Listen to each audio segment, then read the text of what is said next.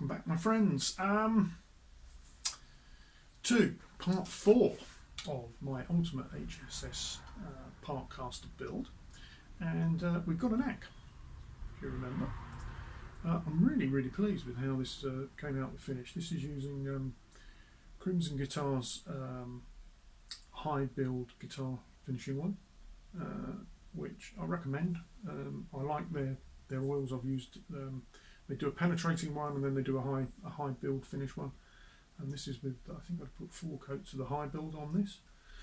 And it's come up a real treat. Really pleased with that. It's roasted maple neck that I got from Allegory. Okay. So what we're going to do next on this is I need to level and dress the frets.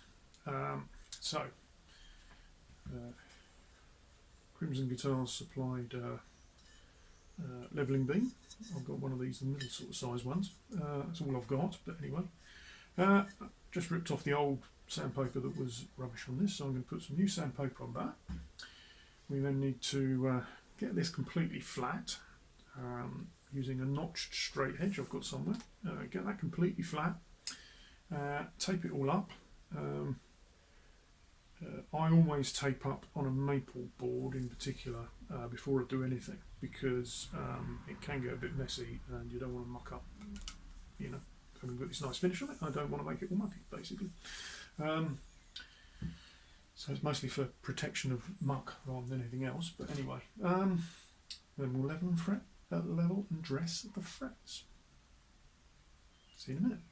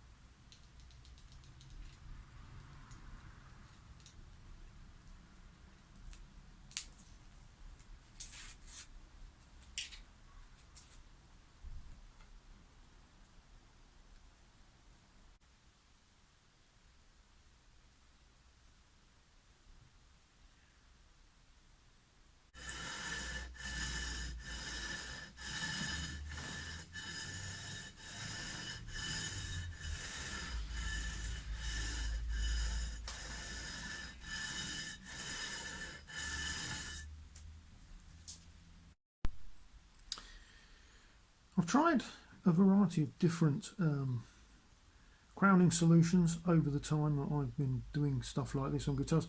I currently use the StungUp solution.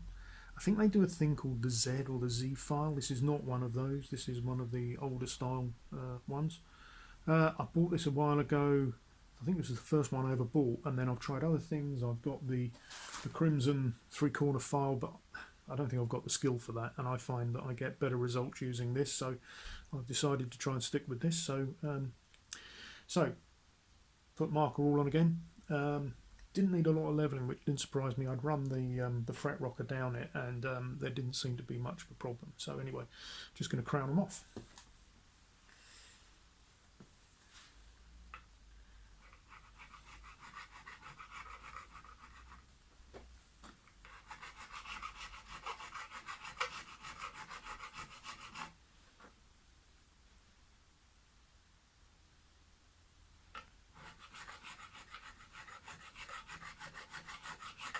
Got a bunch of these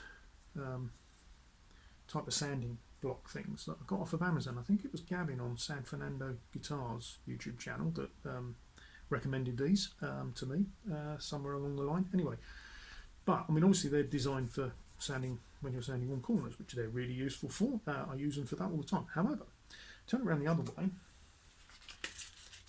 put a bit of 600 grit on it, and perfect for polishing your frets. So there you go. If you've got any of them and you're using any other method, try this. But anyway.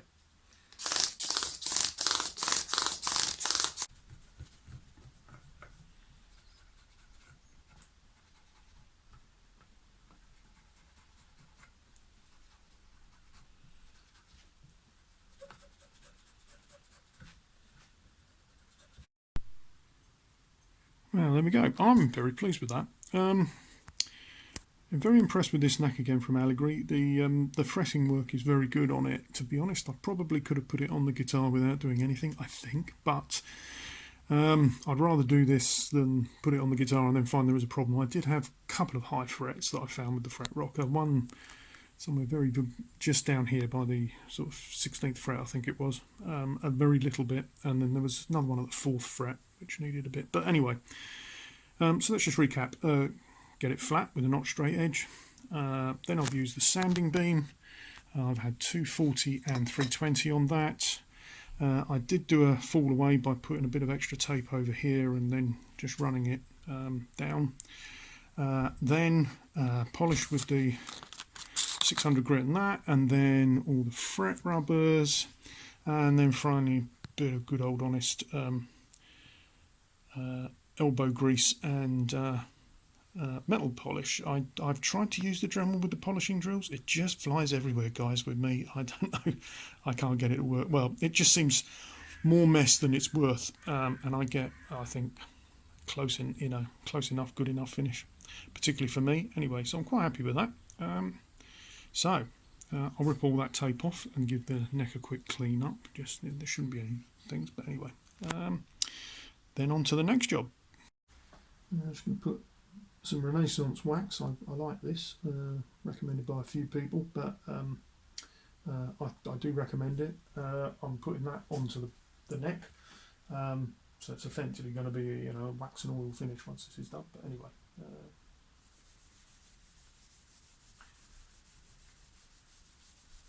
I do love the smell of this stuff as well. Really, really lovely.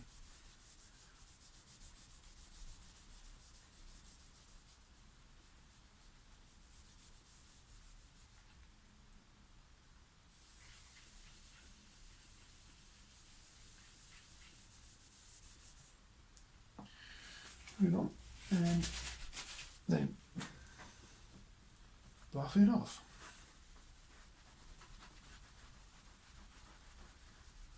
I'll probably do a couple of coats of this, both back and front. Well, I have the body here. This has been curing for about a month. So you remember from the original episode where I sprayed it, I got these streaks in it, which I think was humidity and a few blotches, etc. I've had a little bit of a test and I've decided not to sand it. I'm just going to use a couple of products that I had already in the house. I'm going to use some T-cut and some car polish. I'm just going to give it a good polish with them.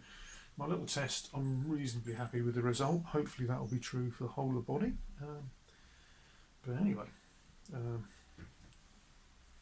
here we go.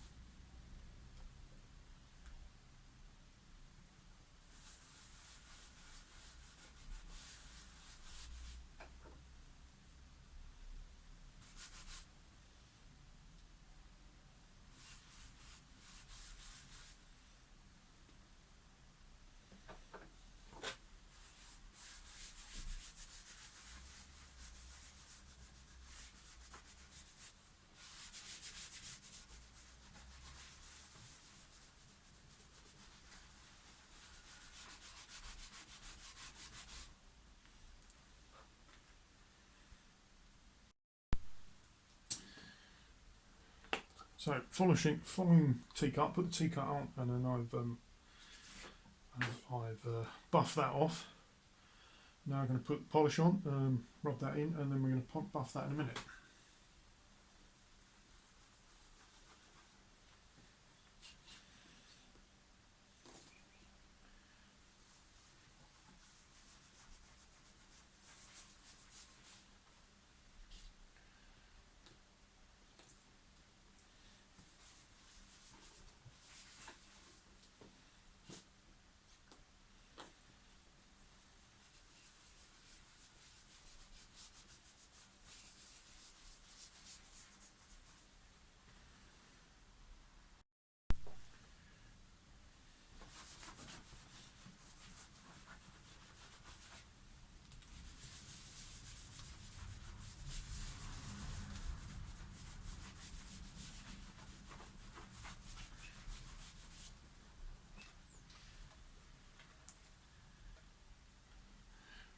I don't know. Oh, yeah, the light is catching it, so maybe you can see it's definitely broadened up, shine, a lot more shiny. So I'm quite happy with that. Let's compare it with the front. If it makes difficult to show on camera, as many of these things are. But anyway, I'm going to repeat that process without doubt on the sides and the front. Quite happy with that. Really, definitely giving it a bit of a luster.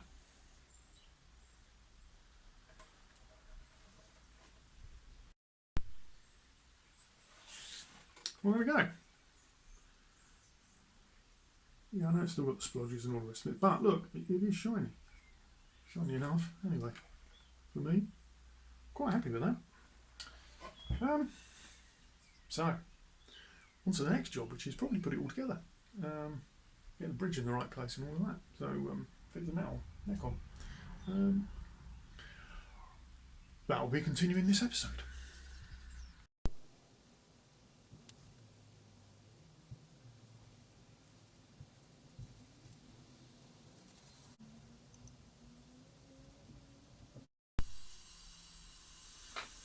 So the tuners I'm fitting are these. They're from a company called Vanson, which you can find on eBay for UK folks. They're made in Korea, I believe, to Vanson specs. They're very similar to sort of Wilkinson products, so I don't know whether they use similar manufacturer actually in Korea or where they come from, but anyway.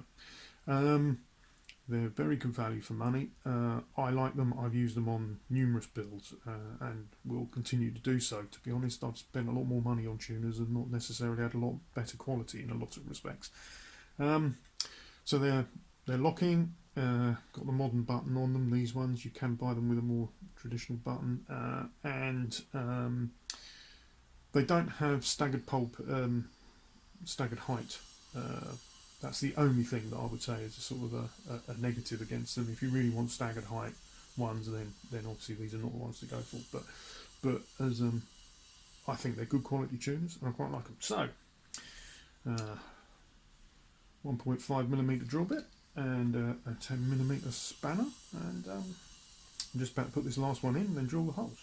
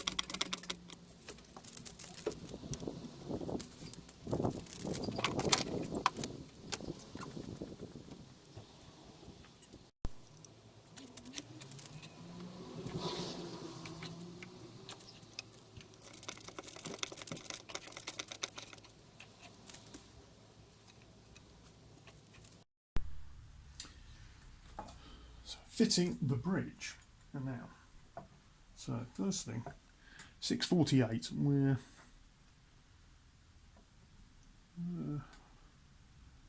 we're about 648 on the top E, which is where we want to be. We're about 650 on the D, where the saddle currently is. So the way I check alignment is a little bit of thread, and then luckily I've got a slotted nut already, so I can put it in that and then put it across the slot in the string, in the saddle, and check its positioning against the side of the neck. After a little bit of jiggling off camera, I'm very happy with that. They both look equal at the far end here, up my 22nd fret. So I'm going to mark that where it is.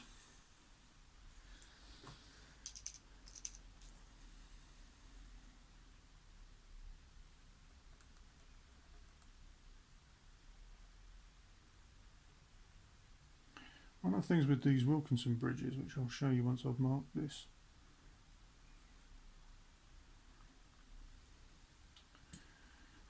you actually get quite a bit of leeway with the screw holes actually, no doubt because they make these as retrofits.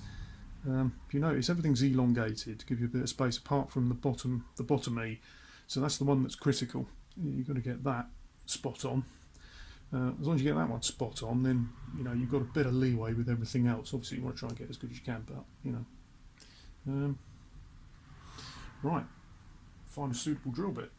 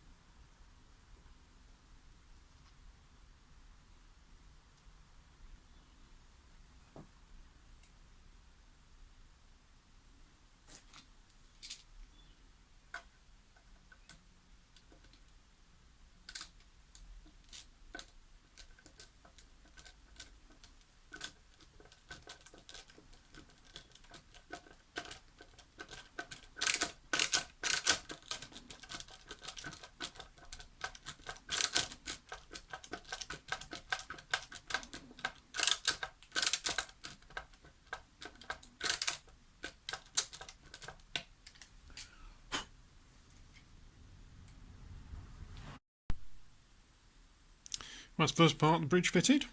Not complete, obviously, not. But anyway, in. Now I need to do the claw on the back for the springs.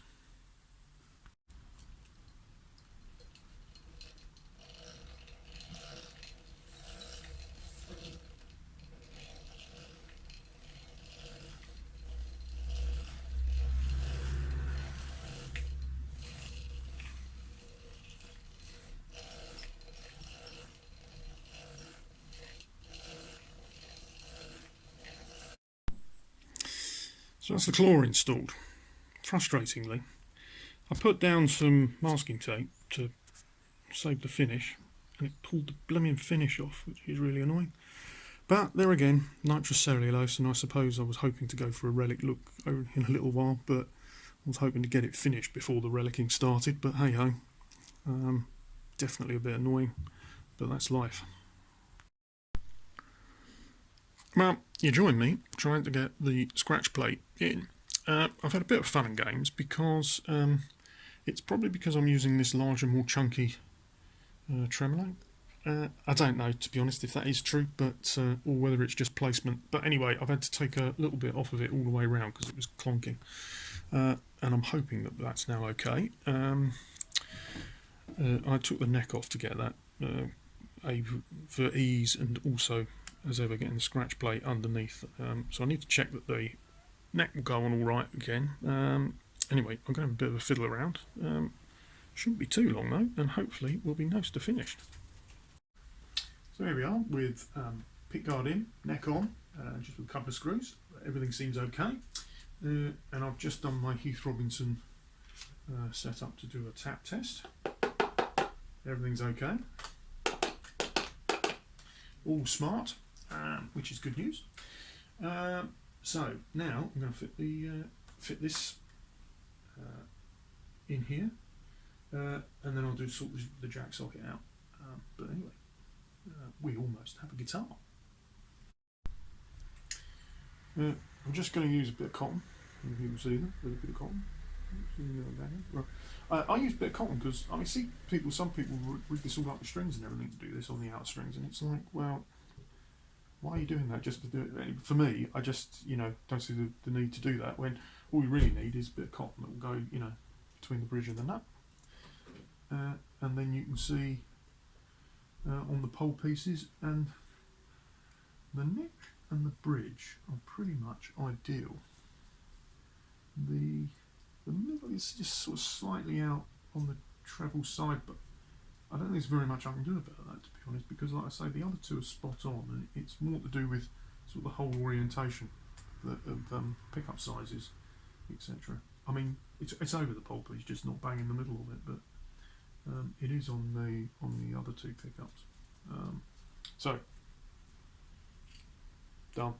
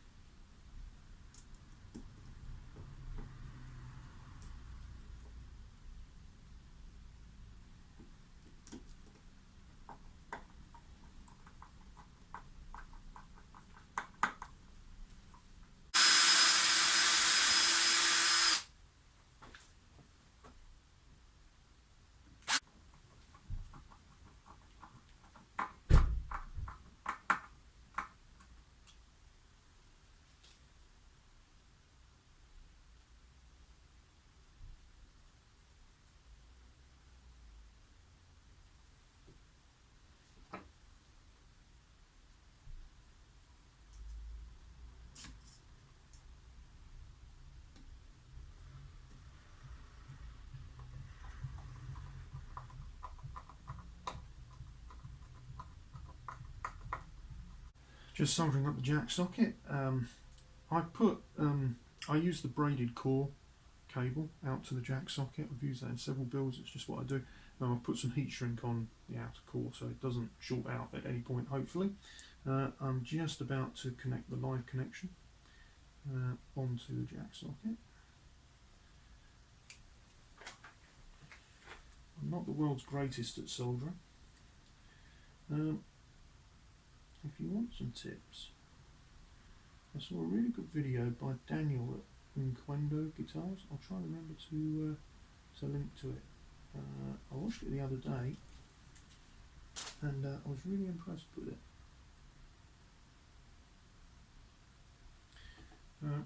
His tips have just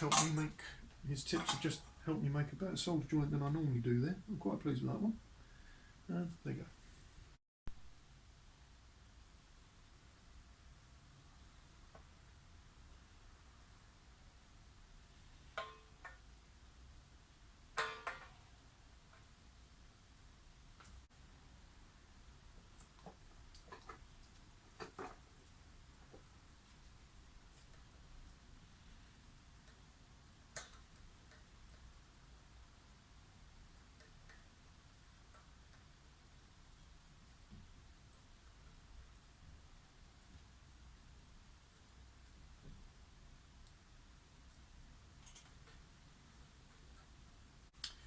So I have slung some Ernie Ball regular slinkies, my normal string, onto it, and we have a working guitar.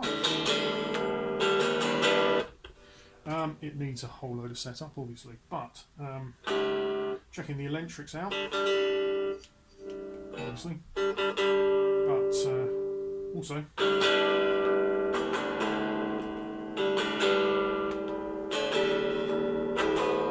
definitely there's something on the boost there with the, and that's a single chord, so all good, but yeah, needs a load of setup work done to it. I've not put the strap buttons on, I've just realised as well, so that's another little job to be finished. But we have a guitar that seems to be making music of some description. So here is the new guitar, meeting some of its friends. My 1983 Squire JV Strat and my Great Guitar Build-Off build. I'm going to leave it a few days to sort of settle down. It's okay. There definitely relief needs doing, which I'm not surprised at. I want to fiddle with the bridge adjustment as well, which is normal for me on Strats to get them how I like them feeling. But I think it's going to be great. But anyway, I'm going to let it settle, as I say, and then do a proper setup on it. So I'm going to do a setup and a final sounds video, I've decided, because this one's run for an awful long time already. If people will bear with me, I hope you do. But anyway, I wanted to build my ultimate HSS Strat. I wanted it to have a roast maple neck with a large headstock, with locking tuners. I wanted it to be Lake Placid blue, and I wanted it to have the pickups that it's got in it, so, and the bridge that I've put on it. So definitely my ultimate HSS Strat. Come back for the next instalment, when you'll be able to actually hear it, hopefully.